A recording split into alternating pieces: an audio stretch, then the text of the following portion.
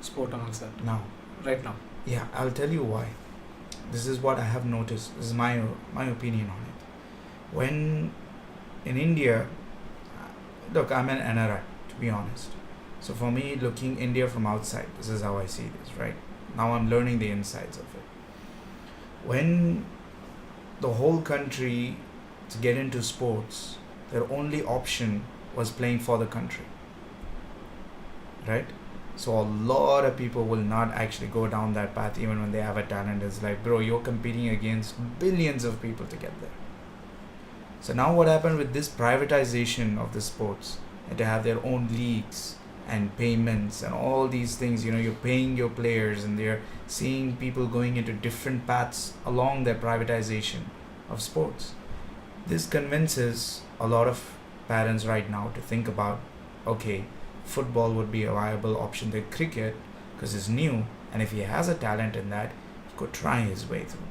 Absolutely. I mean, But there's no way that you can't not think of a rags to riches story in football, right? exactly. But when people in rural areas like all South India, right? When they're not city life and their village life is hardship. It's so much. Their only option out of through that is when they look at government schools. And what does government school represent? Playing for India. But what if sports?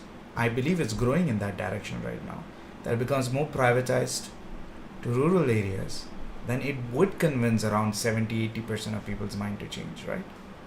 Definitely. And the Indian government is actually doing something or claiming to do something with respect to school systems and sport. They want to convert about 20 to 30% of existing schools to elite sports schools as such. Why don't they just hand it over to these It the requires a lot consultants of and everything? Because what all they do is it's sports. It's not going to affect with your studies. It's a different, it's a free handover.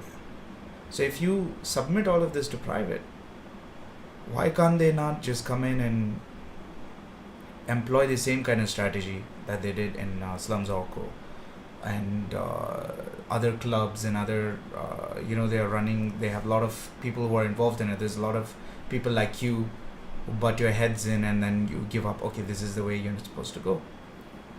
Then it would just kind of open up the eyes for the parents. But again, the school, they implement this whole new, what you're talking about right now, which is going to, I interrupted you on that. If they bring that up, that still gives you an option like you're going to play for India. But if you get the ISL coaches and everyone to go down there, always interact, or some agent or someone comes down there and interacts, and then you see these players, they have this option, it's exposure basically. Exposure, exactly, for these players.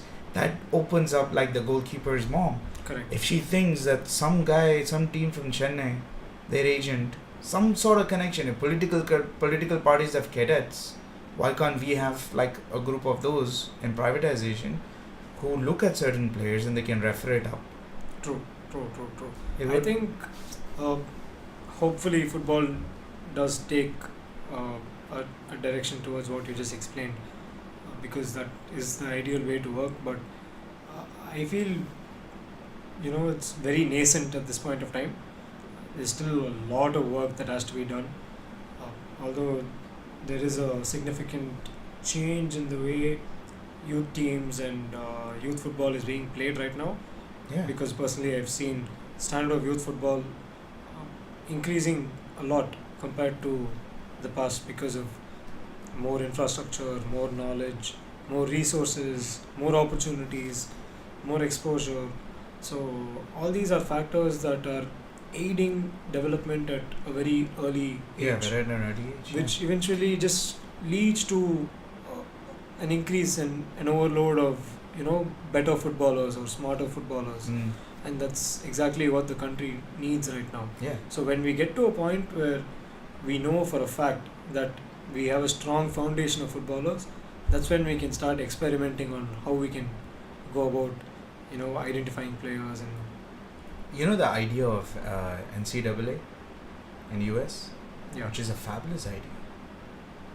high school football teams. For them, football is American football. Yeah.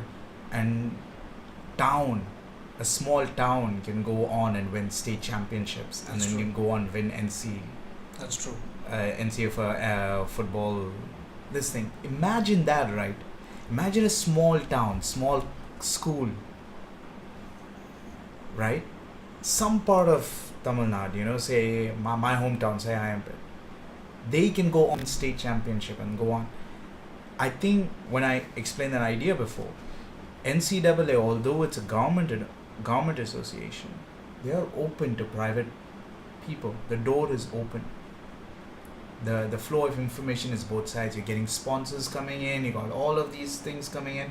They don't have to fund it themselves with their taxpayers' money.